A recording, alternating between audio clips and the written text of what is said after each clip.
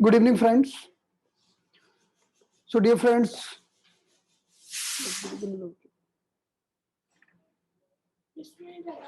hmm?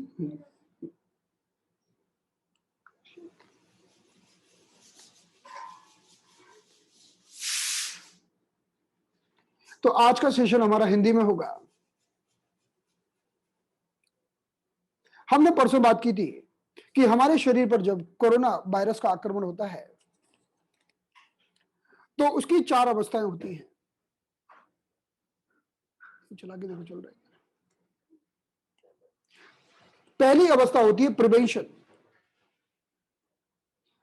Prevention का अर्थ है कि हमारे शरीर पर कोरोना का आक्रमण अभी हुआ नहीं है, लेकिन चारों तरफ कोरोना की महामारी फैली हुई है। हम अपने आप को कैसे बचाएं? तो हमने बताया था कि आपको कि अपने आप को बचाने के 3 उपाय हैं।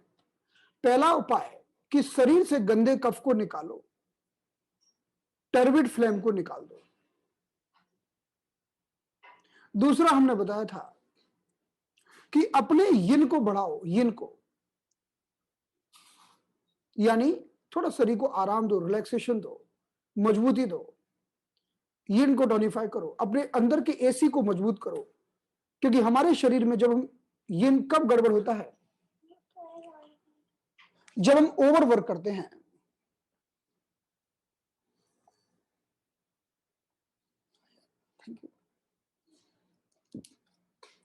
जब हम ओवर वर्क करते हैं, जब हम जरूरत से ज्यादा काम करते हैं, हम शरीर को थका थका के काम करते हैं, तो हमारे शरीर का यिन कमजोर हो जाता है। जैसे कि अगर एक दिया जल रहा है और जलते ही चला जाए, जलते ही चला जाए, आग बढ़ती चली जाए और तेल डालो ना, तेल तो डाला नहीं और दिया जलता चला जा रहा है, तो जैसे तेल खत्म हो जाएगा, वैसे ही हमारे शरीर में जो हमारे शरीर का लिक्विड फ्लूइड होता है, अगर वो जलता चला जाए, जलता चला जाए, जलता चला जाए, क्योंकि हम ओवरवर्क करते हैं, क्योंकि हम रात को आराम नहीं करते, हम काम करते रहते हैं, करते रहते हैं, दिन में काम, रात को काम, काम काम काम, तो वो भी हमारे शरीर का इसेंस, लिक्विड फ्लूइड भी जल जाता है। तो हमारे शरीर में जो उसकी कमी हो जाती है, उसी को हम कहते हैं यिन की कमी। और यिन की कमी का क्या कारण है? ओवरवर्क, जरूरत से ज्यादा काम करना। काम करने की मना नहीं है, आप खुद काम करिए, लेकिन उतना आराम भी करिए। अब प्रश्न आता है कि हमारे पास तो 24 घंटे ही है, हम 24 घंटे ही हमारे पास, और काम हमें करना है ज्यादा, तो कैसे करें? तो आराम का समय बढ़ाइए। कैसे? 6 घंटे सोइए, 40 मिनट योग निद्रा करिए, आधा घंटा प्राणायाम करिए। आराम का मतलब है कि हमारी पिनियल ग्लैंड, जब अंधेरा होता है, जब लाइट बंद होती है, तब एक हार्मोन सीक्रेट करती है जिसका नाम है मेलाटोनिन। हमारी पिनियल ग्लैंड एक हार्मोन सीक्रेट करती है जिसका नाम है मेलाटोनिन। कब? जब अंधेरा होता है, जब लाइट होती है, तो ब्रेन को लगता है अब व्यक्ति सो गया, अब मेलाटोनिन को छोड़ो। और जैसे ही मेलाटोनिन नाम का हार्मोन निकलेगा, तो हमारा शरीर, हमारा मन, हमारी आत्मा, हमारा शरीर एकदम और रिलैक्स और रिलैक्स और रिलैक्स होता चला जाएगा, हमारी बॉडी हील होती चली जाएगी। लेकिन आंखों के ऊपर लाइट जला के रखो तो मेलाटोनिन ज्यादा सीक्रेट नहीं होता। इसीलिए कहते हैं कि जब आप रात को सोते हो तो चेहरे के ऊपर लाइट नहीं आना चाहिए, थोड़ा डार्क रूम होना चाहिए।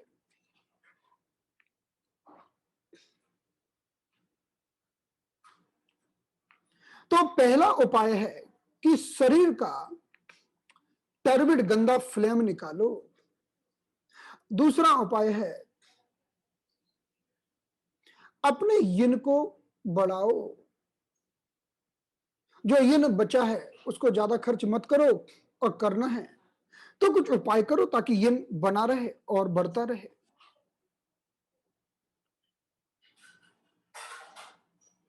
तो जो लोग बहुत ज्यादा यिन को खत्म कर लेते हैं वो भी जल्दी बीमार पड़ते हैं।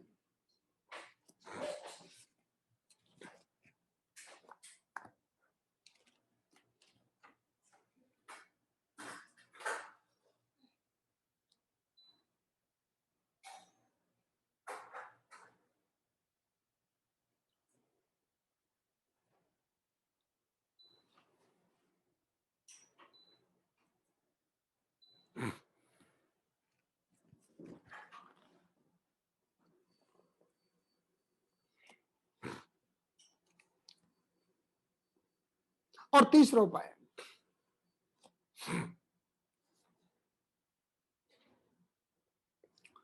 तीसरा उपाय है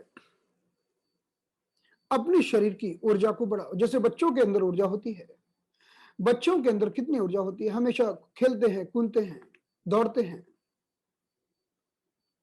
अभी तो बोर्ड मैंने दिखाया नहीं है, बोर्ड में दिखाऊंगा तो आएगा।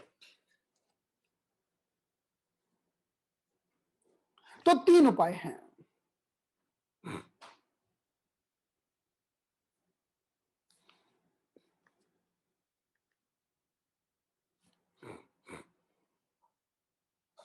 अब बोर्ड दिखेगा आपको।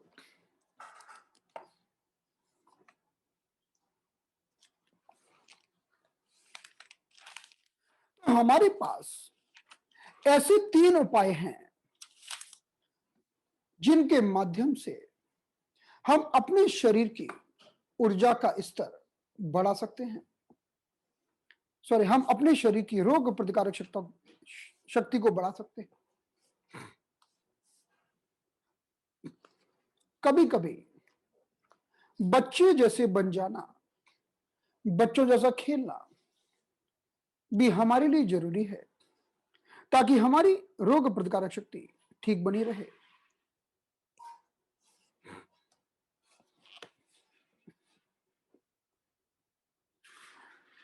तो हमने पहले समझा था प्रिवेंशन फेज,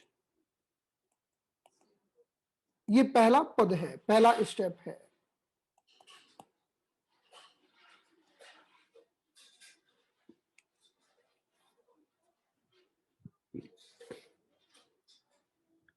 गंदे कफ को निकालना,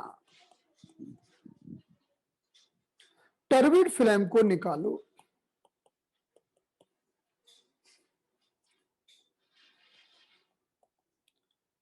यिन को बढ़ाओ, अपने दिए का तेल बचा के रखो। आपके दिए में जो तेल है उसको बढ़ाते रहो और उसको बचा के रखो।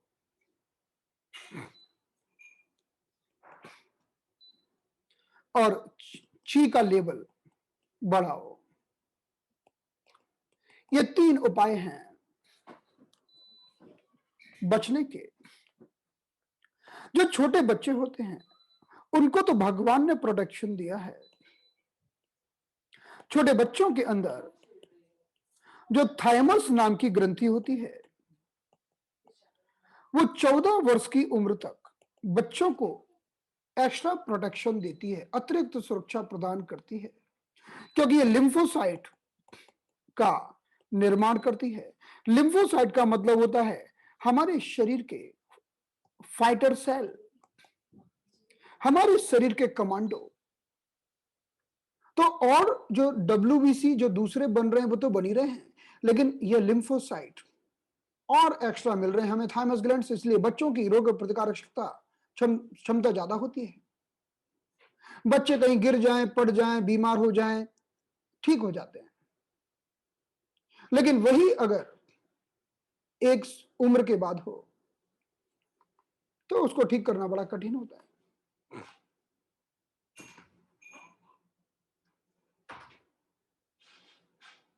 आज तो हमारा हिंदी सेशन है जी। Today we have Hindi session. We have Monday, Wednesday, Friday Hindi, and we have Tuesday, Thursday, Saturday English session. Okay.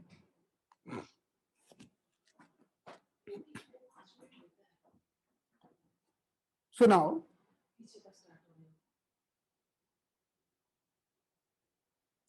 बच्चों को तो एक एक्स्ट्रा प्रोटेक्शन मिला हुआ है, हमें अपना प्रोटेक्शन खुद बनाना होगा। अगर हम बच्चे जैसे हो जाएं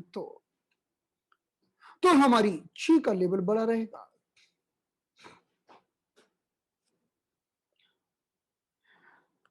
तो प्रिवेंशन के लिए हमने 3 बिंदुओं को समझा था, CV6, CV12 और स्टमक 36।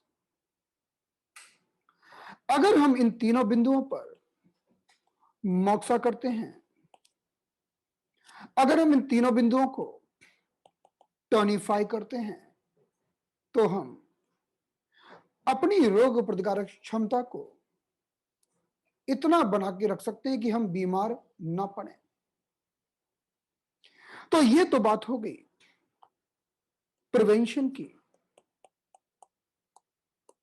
प्रिवेंशन फेज, जिसे हम 4 फेज में से पहली फेज कहते हैं।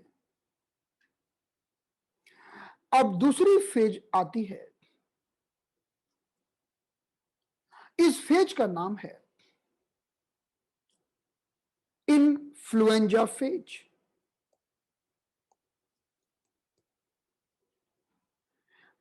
अब हम बात करेंगे इन्फ्लुएंजा फेज की, और जब इन्फ्लुएंजा फेज भी निकल जाएगी तो निमोनिया फेज आएगी।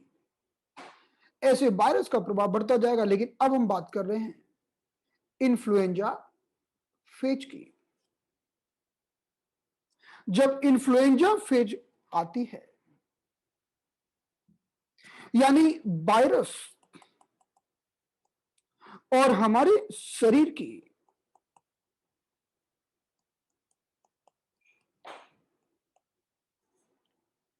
जो फाइट हुई, उस फाइट के दौरान आखिरकार इस वायरस ने अटैक कर ही दिया, कर ही दिया। प्रिवेंशन में तो वायरस बस देख देख के निकल जाता है, उसकी हिम्मत ही नहीं होती, क्योंकि सामने वाला इतना स्ट्रांग होता है, आक्रमण भी नहीं हो पाता। लेकिन अब वायरस ने आखिरकार आक्रमण कर दिया। इसे हम कहते हैं इन्वेजन ऑफ वायरस, यानी वायरस का आक्रमण। और ये वायरस कौन सा है? क्योंकि इन्फ्लुएंजा का मतलब है कि अब फ्लू के लक्षण पैदा होंगे, अब सर्दी और जुकाम के लक्षण पैदा होंगे। लेकिन ये वायरस कोविड का वायरस है क्या, या ये वायरस सामान्य सर्दी वाला है? क्योंकि जो सदियों से हमें सर्दी होती है, 200 से ज्यादा वायरस हमारे इस वातावरण में है, और कई अलग अलग प्रकार की सर्दियां हैं, कई अलग अलग प्रकार के जुकाम हैं। तो ऐसा तो होगा नहीं कि जब भी सर्दी होगी वो सिर्फ कोरोना की ही होगी, किसी दूसरे वायरस की भी हो सकती है। तो जब इन्फ्लुएंजा की फेज आती है, ये एक जैसी होती है, चाहे वो कोरोना का आक्रमण हो, चाहे किसी दूसरे सर्दी जुकाम के वायरस का आक्रमण हो। इस अवस्था में समझ में आना बड़ा कठिन है कि आखिरकार ये है कौन।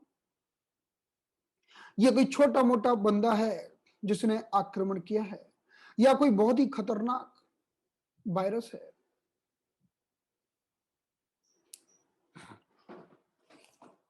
तो इसमें फ्लू के सिम्टम पैदा होते हैं, सर्दी के सिम्टम पैदा होते हैं। अब लोगों को सर्दी होता है, अब लोगों को जुकाम होता है। सर्दी का मतलब होता है केवल कोल्ड का प्रभाव है, और जुकाम का मतलब होता है कि थोड़ा सा गर्मी का भी प्रभाव है। जुकाम,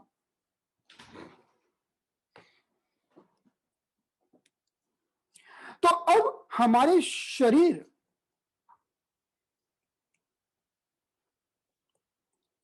और वायरस के बीच में फाइटिंग होती है, झगड़ा होता है, लड़ाई होती है। सबसे पहले वायरस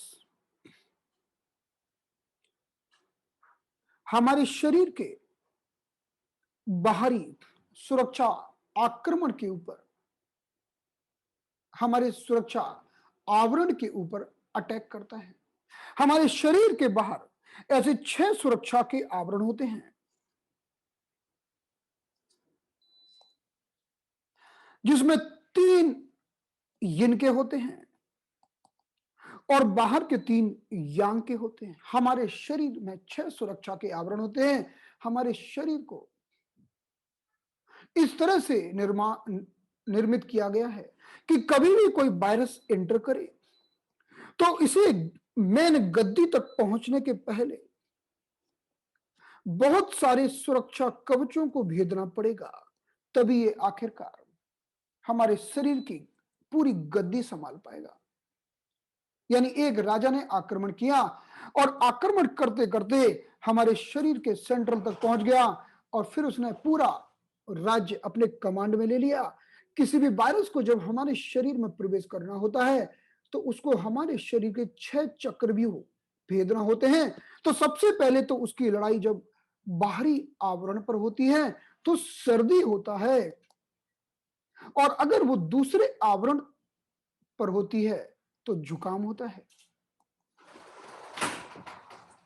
अगर वायरस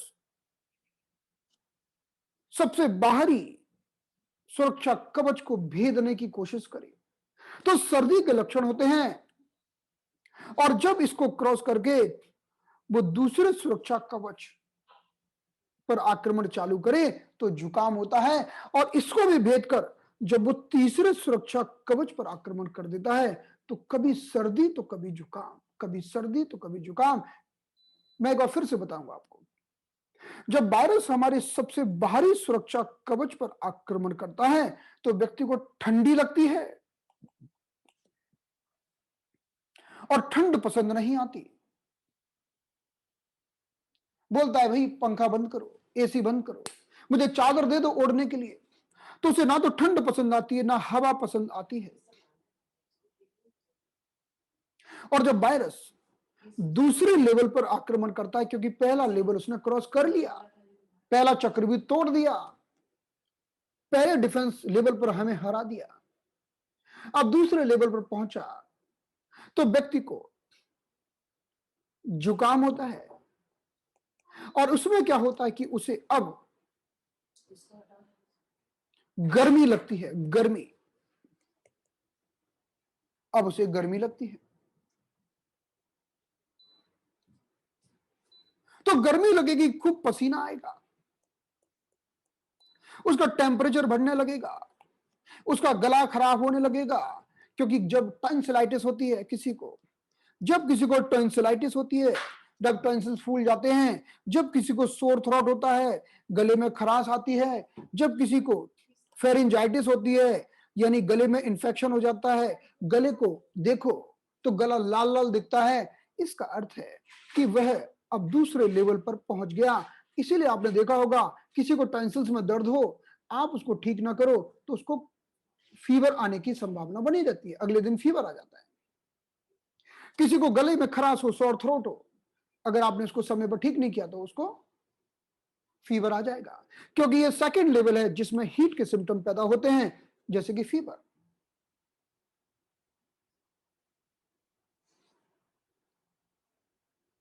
तो जब वायरस इसे भी क्रॉस करके हमारे तीसरे लेवल पर पहुंच जाता है तो कभी ठंडी तो कभी सर्दी, तो कभी बोलेगा भाई चादर उड़ाओ ठंडी लग रही है, और कभी सब चादर सब दूर फेंक, सब चादरें वादरें दूर फेंक देगा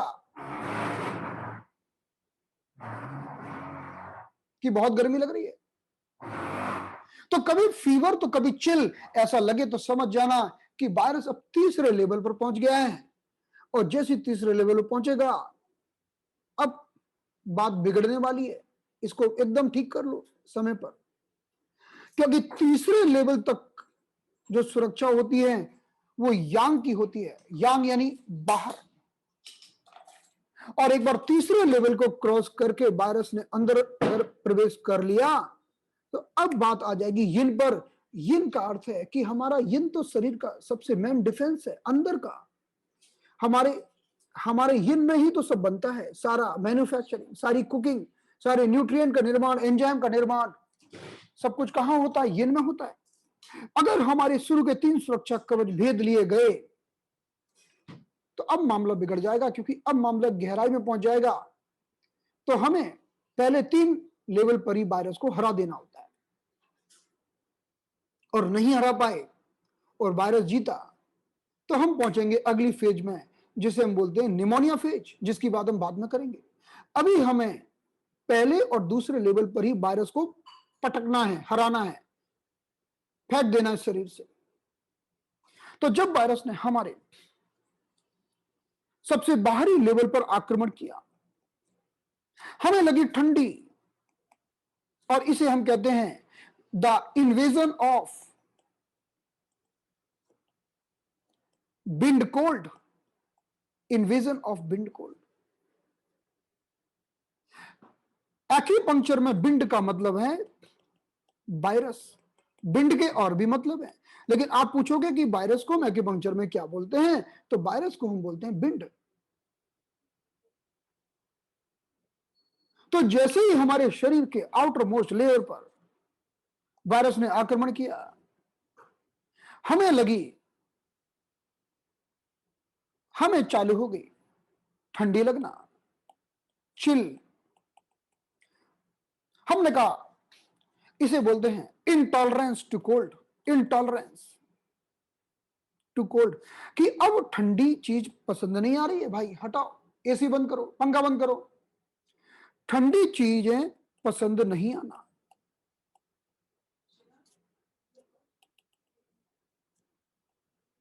ठंडी चीजें पसंद नहीं आना। और कभी कभी ऐसा होता है कि हमें लगता है, कभी सामान्य रूप से भी हमें लगता है यार थोड़ा ऐसा अजीब सा लग रहा है, पंखे की हवा अच्छी नहीं लग रही है। तो हवा अच्छी ना लगे, हवा अच्छी नहीं लगे और ठंड अच्छी ना लगे, तो हवा अच्छी ना लगे यानी बिंड ने आक्रमण किया है, और ठंड अच्छी ना लगे तो ठंडी ने आक्रमण किया है, और बिंड कोल्ड का आक्रमण होता है। इसे हम कहते हैं the invasion of bind cold.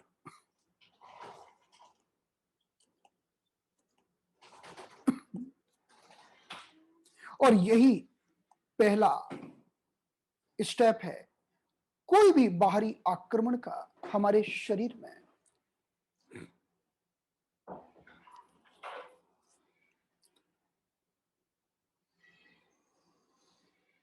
तो अब ठंडी सबसे पहले क्या करेगी, क्योंकि ये ठंडी है,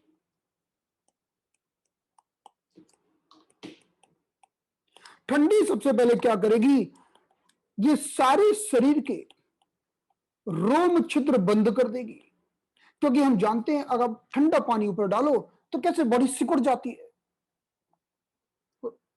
रोम छिद्र बंद हो जाते हैं। तो ठंडी पहले आपके रोम छिद्र को बंद करेगी और पसीना आना बंद हो जाएगा, पसीना नहीं आएगा। और पसीना आ जाए तो हम ठीक हो जाए, अब पसीना आना बंद हो गया। तो जब भी किसी के शरीर पर बिंड कोल्ड का आक्रमण होता है, बिंड कोल्ड इन्वेजन होता है, हमारे शरीर के आउटर मोस्ट डिफेंस सिस्टम पर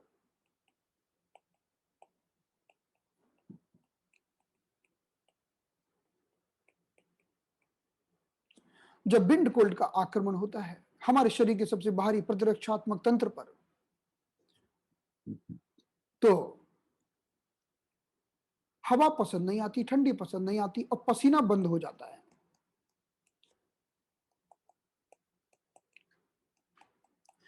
अगर कोल्ड की मात्रा कम हुई तो थोड़ा थोड़ा पसीना आएगा, हल्का फुल्का पसीना आएगा। अगर कोल्ड की मात्रा ज्यादा नहीं हुई तो अदरवाइज पसीना बंद हो जाएगा।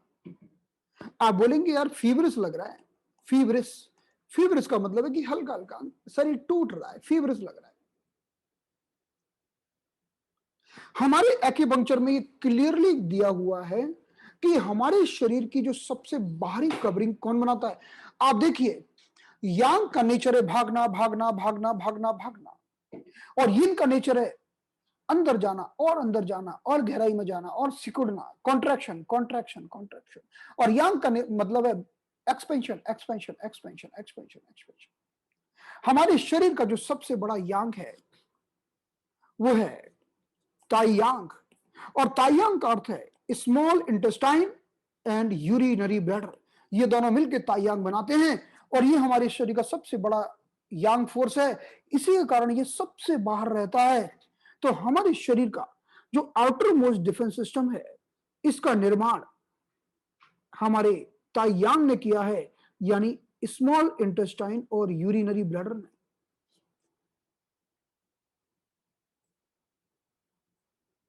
तो जब हम ह्यूमन बॉडी को देखते हैं, अगर आप किसी भी हमारे शरीर में पाए जाने वाले मेरिडियंस को देखो, ये हम शरीर को पीछे से देख रहे हैं,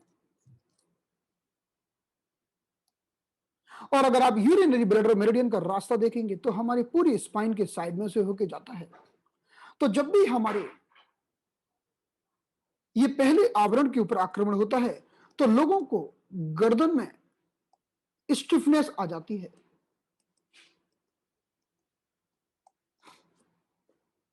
और शरीर टूटता है, और सिर में भी दर्द हो सकता है पीछे की ओर, पीछे का सर दर्द।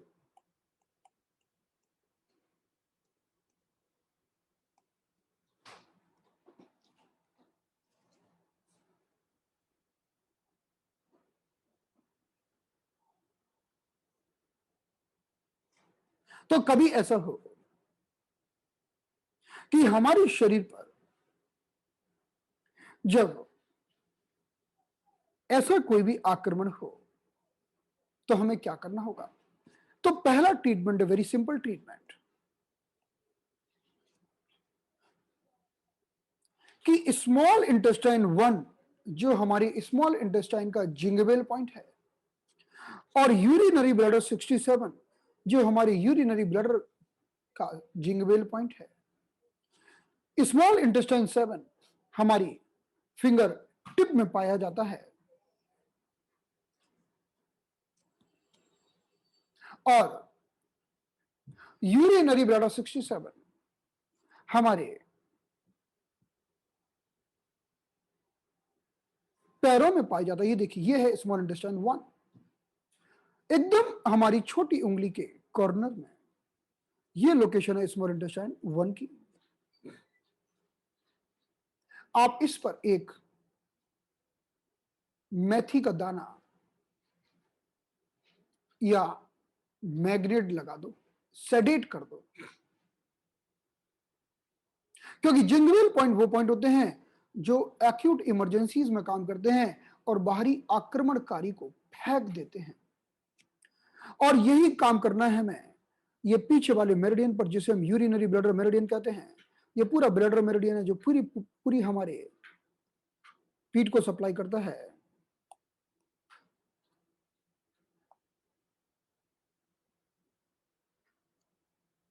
तो यूरिनरी ब्लैडर मेरिडियन का जो आखिरी बिंदु है, जिसे हम कहते हैं यूरिनरी ब्लैडर 67, आप इसे भी सेडेट कर दो। ये हमारी छोटी उंगली के कॉर्नर में पाया जाता है। ये देखिए, चलिए इसको मैं दूसरी इमेज में दिखाता हूं फॉर क्लियर अंडरस्टैंडिंग।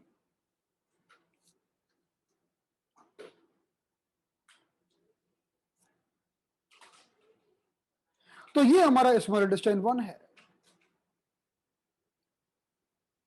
जो पूरे इस रूट से अनवांटेड टॉक्सिन्स को ड्रेन कर देगा। और दूसरा बिंदु है हमारा ब्लैडर 67। आप सिर्फ इन दोनों बिंदुओं को एक्यूप्रेशर दे दो, दोनों बिंदुओं को सेडेट कर दो, दोनों बिंदुओं को मैग्नेट लगा दो, ब्यूल मैग्नेट लगा दो, दोनों बिंदुओं से ब्लड निकाल दो, आपको जो ठीक लगे वो कर दो। अब कई बार ये आता है कि हमारे पास तो कुछ भी नहीं है, हम कैसे सेडेट करें, कुछ है ही नहीं। तो देखिए, आपके पास आपकी उंगलियां तो है ना, आपकी उंगलियों में सारे मैग्नेट्स ऑलरेडी हैं। जैसे में ये आपकी उंगलियां हैं, ये देखिए,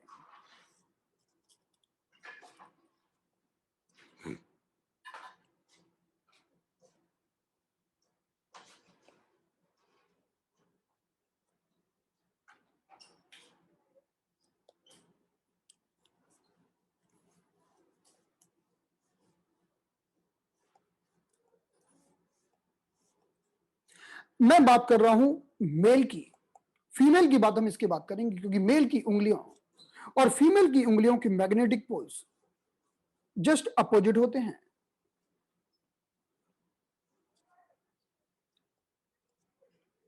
तो ये मैं मेल की फिंगर बना रहा हूं।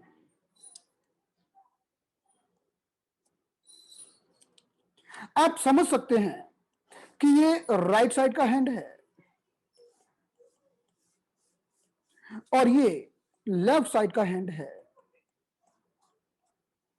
अब आप इन हैंड्स के को बारीकी से देखेंगे तो सारे हैंड्स के उंगलियों में ऐसे थोड़ी थोड़ी चक्रा जैसे बने रहते हैं, कुछ ऐसा बना रहता है हर उंगली के अंदर, और उसका एक सेंटर होता है। इसका शेप अलग अलग हो सकता है, कोई ऐसा भी हो सकता है, ऐसा, लेकिन इसका सेंटर जरूर होगा। इस सेंटर को हम बोलते हैं मर्मचक्र। मर्मचक्र, क्योंकि यहां से बहुत तीव्र मात्रा में ऊर्जा आती है और जाती है, हम रिसीव भी करते हैं और देते भी हैं।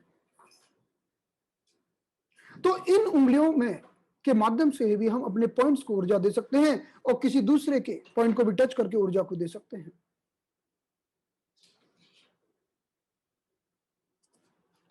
हमारी अगर हम मेल की बात करें तो जो इंडेक्स फिंगर होती है वह नॉर्थ पोल कहलाती है। नॉर्थ पोल, बस इतना ही ध्यान रखिए। आपको बस इतना ही ध्यान रखना है कि मेल की जो इंडेक्स फिंगर होती है वो नॉर्थ पोल होती है, राइट हैंड की। मैं फिर से लिख रहा हूं, हमें सिर्फ इतना ध्यान रखना होगा कि मेल में राइट हैंड की इंडेक्स फिंगर नॉर्थ पोल का काम करती है, यानी ये पॉजिटिव पोल होता है जिसके माध्यम से हम किसी भी पॉइंट को टोनिफाई कर सकते हैं। तो किसी भी पॉइंट को टोनिफाई करना हो तो आप राइट हैंड की इंडेक्स फिंगर रखो if you are a male. अब आगे का गणित तो बड़ा आसान है। तो राइट हैंड की इंडेक्स फिंगर में हमने लिख दिया नॉर्थ।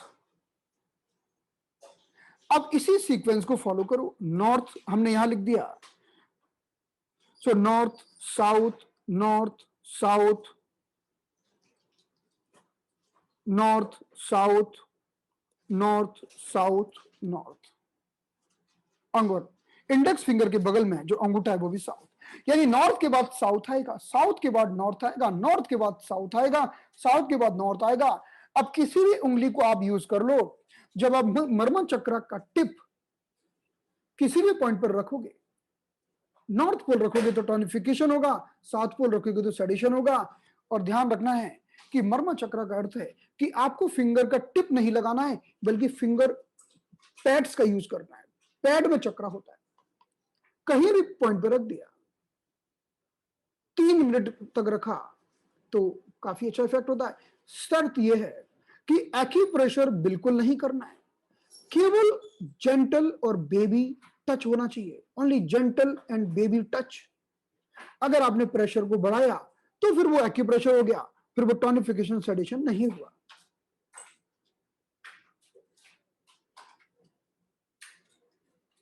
तो आप बिंदुओं को सिर्फ उंगलियों के माध्यम से स्टिमुलेट कर सकते हैं।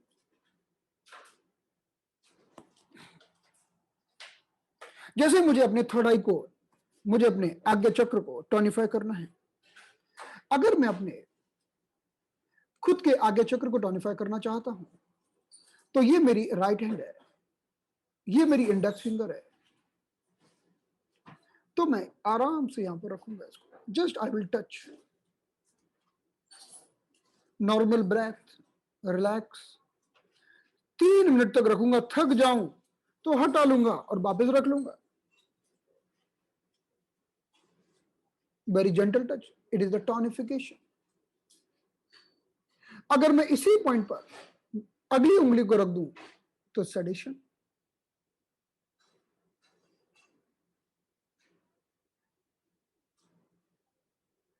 तो इस तरह से हम टोनिफिकेशन और सेडेशन का प्रयोग कर सकते हैं।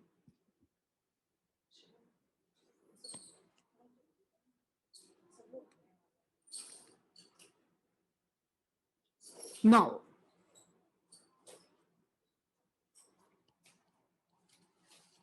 तो अगर हम बात करें फीमेल की,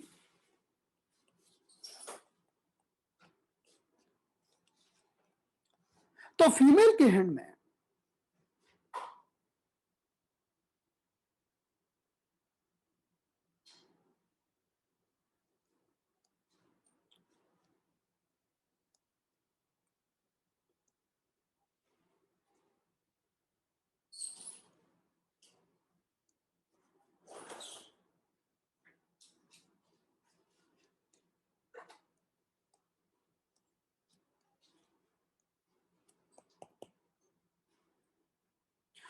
जो राइट हैंड की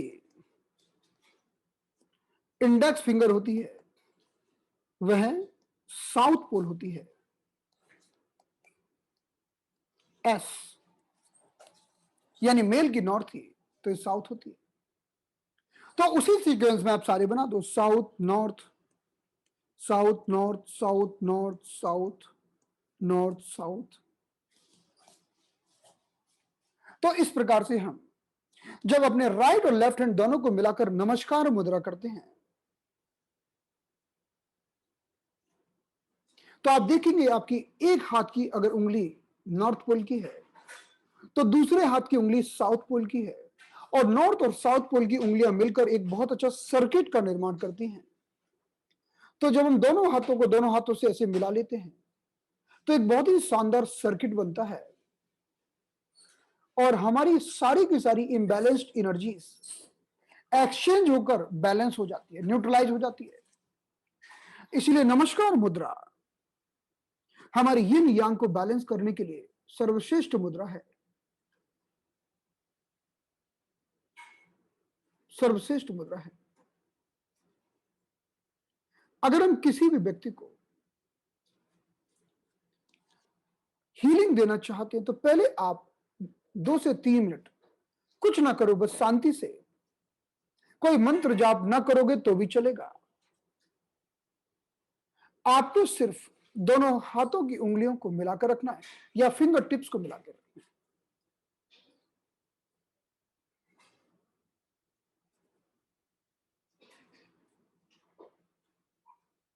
इसे हम कहते हैं न्यूट्रलाइजेशन ऑफ द एनर्जीज, क्योंकि हमारे शरीर में या तो यांग बढ़ गया या यिन बढ़ गया या कम हो गया, इस माध्यम से हम दोनों को बैलेंस कर सकते हैं।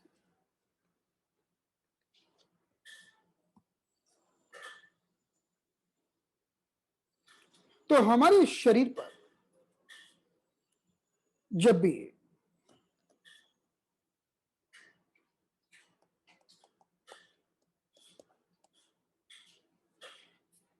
बिंड कोल्ड का आक्रमण होता है तो हमें स्मॉल इंटेस्टाइन और यूरिनरी ब्लैडर पर काम करना होगा। आप दोनों के जिंगवेल पॉइंट लगाकर इन्फेक्शन को हटा सकते हैं, निकाल सकते हैं।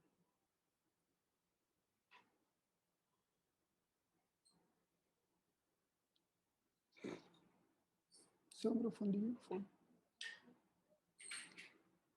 फोन दो, फोन तुरंत।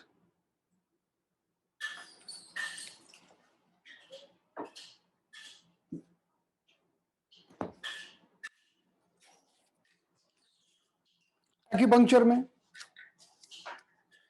किसी भी एक चीज को ठीक करने की बहुत सारी संभावनाएं होती हैं, बहुत सारे प्रोटोकॉल्स हो सकते हैं। जैसे 2 और 2 4 होते हैं, 1 और 3 भी 4 होते हैं, 5 में से 1 घटा दो तो वो भी 4 होता है। ऐसे ही एक्यूपंक्चर में बहुत सारे प्रोटोकॉल्स हो सकते हैं। हमारे एक्यूपंक्चर में ऐसा कहते हैं, कहा गया है कि जब भी हमारे शरीर पर बिंड कोल्ड का इन्वेजन हो तो सबसे पहले क्या करो कि रोम छिद्रों को खोलो, क्योंकि कोल्ड ने रोम छिद्रों को बंद कर दिया है। तो सबसे पहले रोम छिद्र खोलें। रोम छिद्र खुलते हैं लार्ज इंटेस्टाइन के LI4 और LU7 से, और जैसे ही रोम छिद्र खुलेंगे तो पसीना आना चालू हो जाएगा। पसीना चालू, और जैसे ही पसीना चालू तो कोल्ड कहां टिकेगा, क्योंकि कोल्ड की तो कोशिशें थी कि रोम छिद्र को बंद कर दो, पसीना रोक दो। जब पसीना ही नहीं आएगा तो बस हमारा काम बन जाएगा। आपने LI4 LU7 को लगाया, दोनों को कर दिया सेडेट, रोम छिद्र खुल गए, पसीना चालू। और तो इससे तो हमने कोल्ड अटैक हटा दिया। अब दूसरी बात आती है कि आक्रमण हुआ है बिंड का, तो बिंड अटैक को निकालने के लिए क्या करें? बिंड के अटैक को निकालने के लिए हमारे पास बिंदु हैं, हमारे पास कितनी आवाज कर रही है?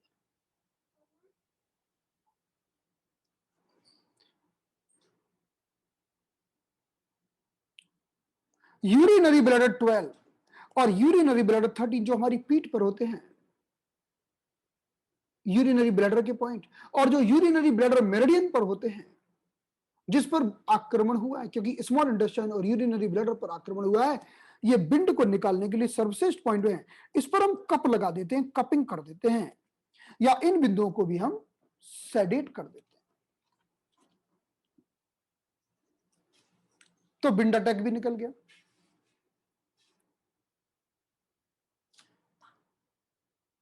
अगर आप इनकी लोकेशन देखोगे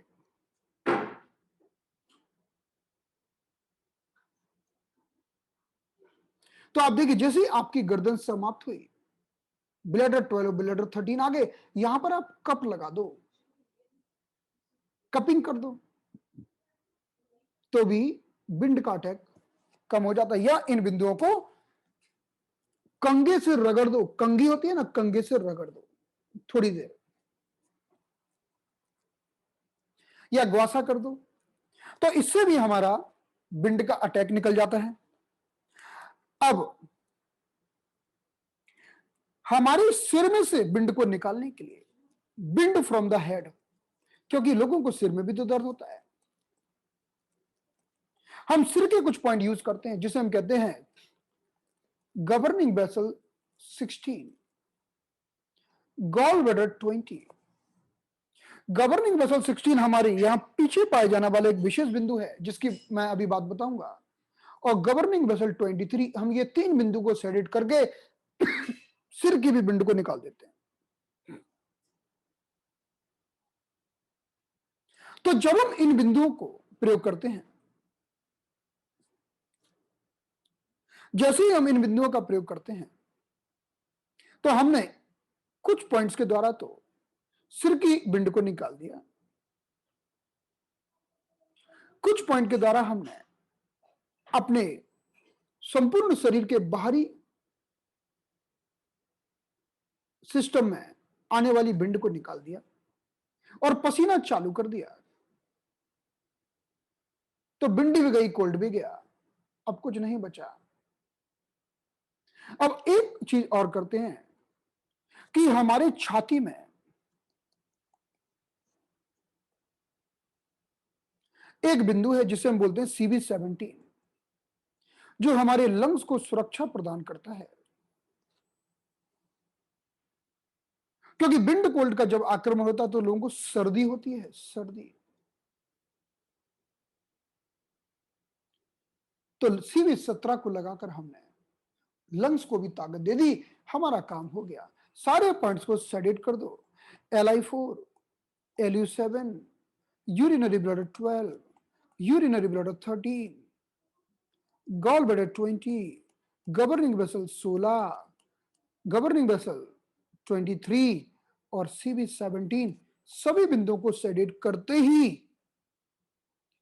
बाहरी लेवल से सिर्फ 8 पॉइंट्स के द्वारा आप हमारे शरीर के बाहरी लेवल पर होने वाले आक्रमण को दूर कर सकते हैं। और यही सर्दी का इलाज है, यही सर्दी का इलाज है, चाहे वो किसी भी कारण से हुई हो। और अगर इसके साथ आपने एक चीज और जोड़ दी तो गजब का काम हो जाएगा। उस प्रक्रिया को हम बोलते हैं नश्य कर्म। नश्य कर्म में क्या करते हैं कि हमारे फेस की मसाज करते हैं, फेस मसाज, फेस और नोज मसाज।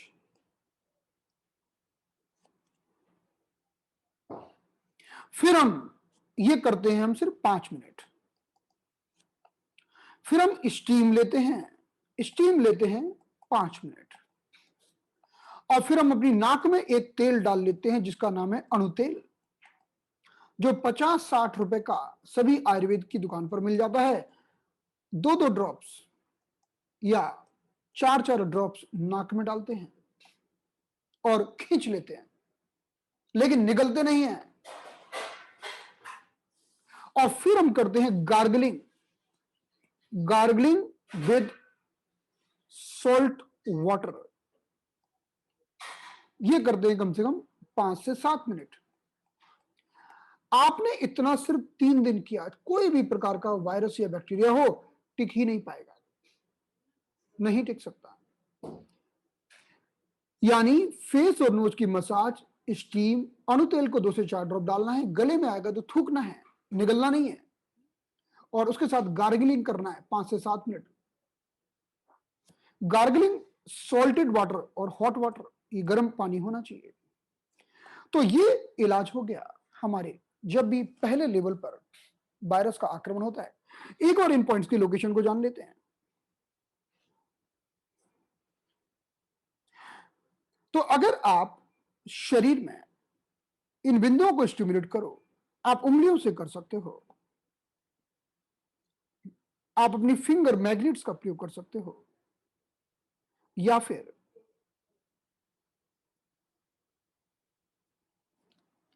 आप मैग्नेट का प्रयोग कर सकते हैं। अब हम बात कर लेते हैं मैग्नेट्स की।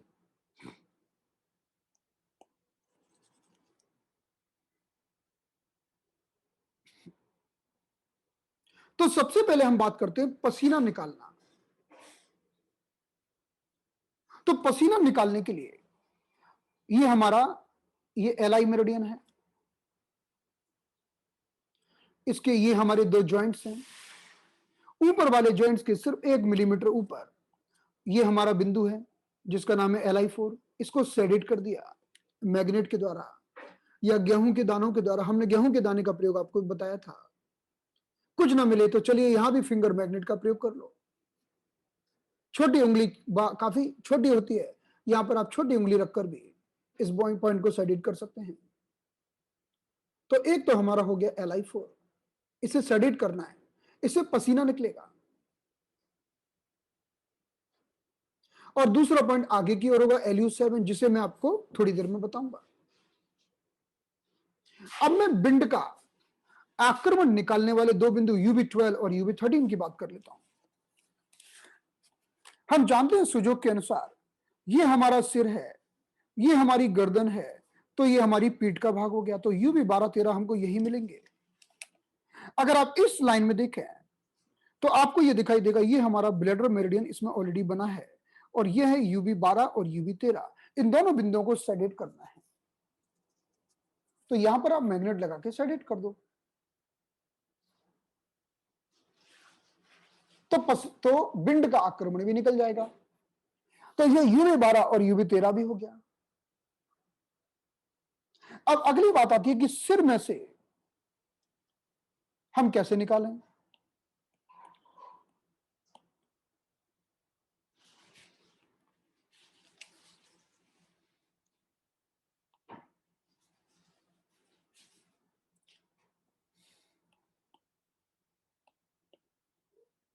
तो हमने 4 बिंदु समझे, LI4। हमने 3 बिंदु समझे अभी तक। हमने LI4 समझा, फिर इसके बाद हमने बात की UB12 और 13 की। तो हमारे UB12 और UB13 पॉइंट यहां पर हैं। ये दोनों 12 और 13 नंबर के पॉइंट सेडेट कर दिया। अब हम सिर पर आ गए। हमने सिर में बात की गवर्निंग बेसल 16 की। तो जहां ये हमारा अंगूठा है, जहां पर अंगूठा समाप्त होता है, इसी का जो सेंटर पॉइंट है, इसी को हम बोलते हैं गवर्निंग बेसल 16, एकदम सेंटर पॉइंट। अब हम बात करते हैं गॉल ब्लैडर 20 की। अगर हम ये ऊपर वाला जॉइंट देखें अंगूठे का, यहीं पर आसपास आपको गॉल ब्लैडर 20 मिलेगा। तो आपको चार्ट को थोड़ा सा इनलार्ज करके दिखाते हैं। अब हम इसमें देखते हैं गॉल ब्लैडर मेरिडियन कहां पर है। तो गॉल ब्लैडर मेरिडियन हमारा ये रहा, ये गॉल ब्लैडर मेरिडियन है।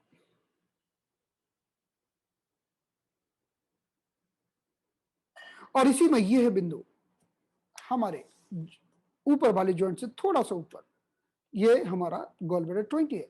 ये बिंदु को निकालने वाला बहुत शानदार बिंदु है। अगर किसी को सिर में दर्द हो रहा हो, सिर में हवा भर गई, माइग्रेन हो, तो भी आप इन दो बिंदुओं को लगा देना, सिर की बिंड निकल जाएगी, दर्द कम हो जाएगा। तो हमने इस तरफ 4 बिंदु समझे, कितने, 1 2 3 5 बिंदु समझे। LI4, gall bladder 20, governing vessel 16, UV 12, UV 13।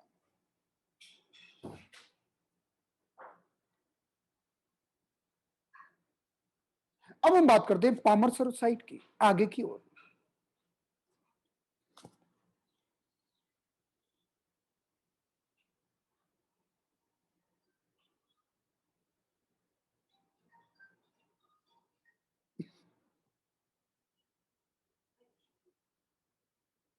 अब पामर साइड में हम देखते हैं, पामर साइड में सबसे पहले तो हमारा जो बहुत महत्वपूर्ण पॉइंट है LU7, हमारे ये ऊपर वाले जॉइंट से ठीक थोड़ा सा नीचे ये LU7 की लोकेशन है। आप चार्ट में देखकर इसे सेडेट करेंगे तो पसीना निकलना चालू हो जाएगा, इसे हम बोलते हैं LU7। तो आगे LI4 और पीछे LU7 दोनों ने मिलकर पसीना भी निकाल दिया। और सिर की एयर को निकालने के लिए हमने प्रयोग किया था गॉल ब्लैडर 16 का, गॉल ब्लैडर 23 का, और गॉल ब्लैडर गवर्निंग बेसल 16 का, गवर्निंग बेसल 23 का, और गॉल ब्लैडर 20 का, जिसमें से ये 2 पॉइंट्स तो हमने आगे देख लिए। अब ये जो बिंदु होता है ये हमें यहां मिलेगा, 23 नाम का बिंदु हमें अंगूठे में मिलेगा। आपको सारे पॉइंट चार्ट में देखकर लगाना है। अगर आप गहराई से अंगूठे के सबसे ऊपर वाले भाग पर देखेंगे, आपको यहीं पर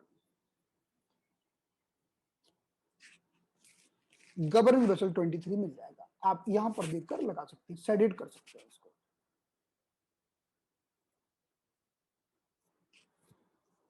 ये छोटे छोटे छोटे छोटे बिंदु लिखे हुए हैं, ये हमारा पूरा का पूरा गवर्निंग वेसल मेरिडियन है। तो सिर के दर्द को, सिर की बिंड को निकाल देगा। और फिर फाइनल हमारा जो पॉइंट है वो है हमारी छाती के बीचों बीच पाए जाने वाला CB17 पॉइंट। तो चूंकि वो छाती के बीच में होता है और हम जानते हैं कि ये हमारी छाती है, इसके बीचों बीच ये है CB17, इसको सेडेट करना है। आप उंगली से करो, मैग्नेट से करो, चने से करो, ये काफी बड़ा पॉइंट है CB17। और इसको सेडेट करके आप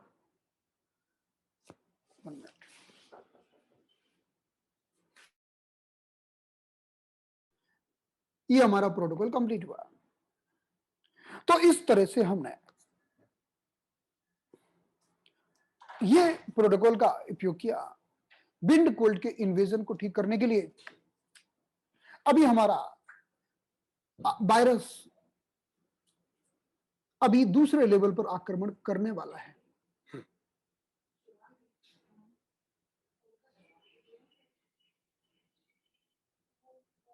अभी केवल उसने एक लेवल क्रॉस किया है, उसकी बात हम अगली क्लास में करेंगे।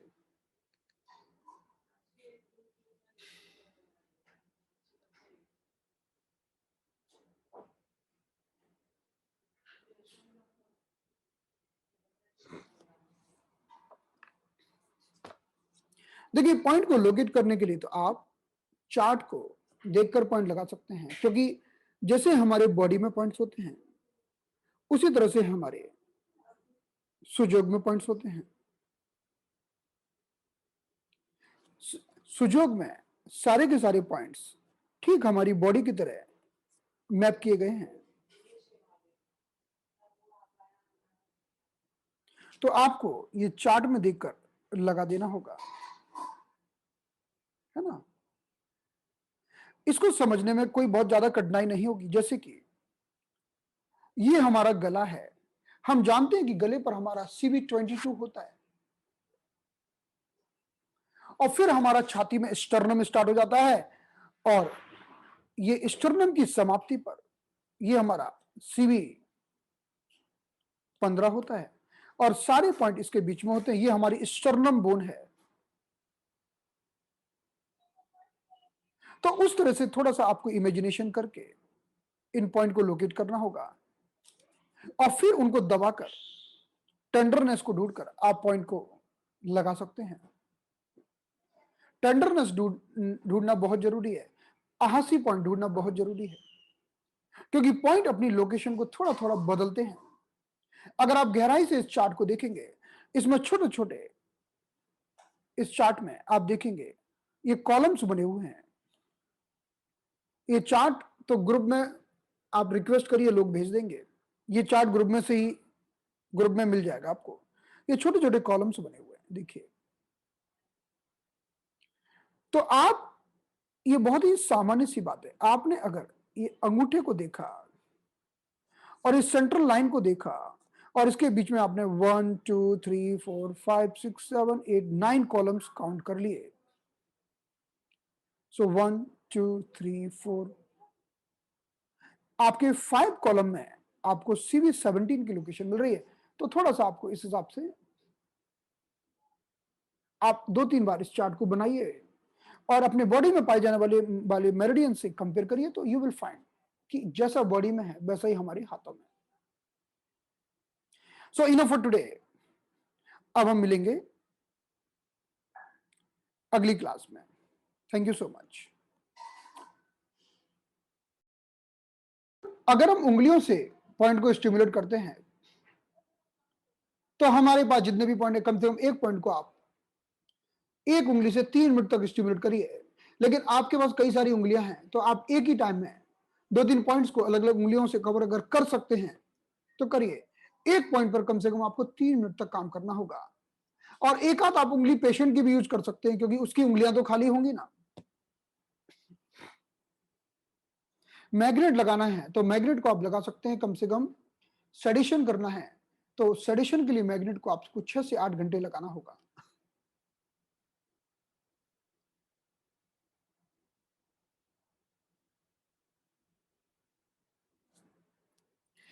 नहीं नहीं, ट्रेटाइज क्लास सभी के लिए। अगर आप ऑलरेडी ऑक्यूपंक्चर जानते हैं, तो इन्हीं पॉइंट्स को आप बॉडी में लगा दीजिए, बॉडी में लगा दीजिए।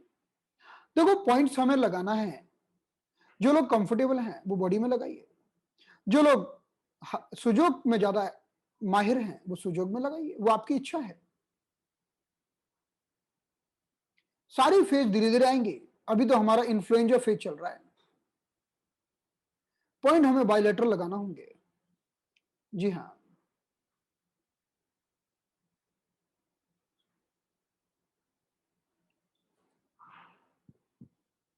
दोनों इफेक्टिव हैं। सुजोग भी इफेक्टिव है और TCM भी, कोई कम नहीं है, दोनों बराबर हैं।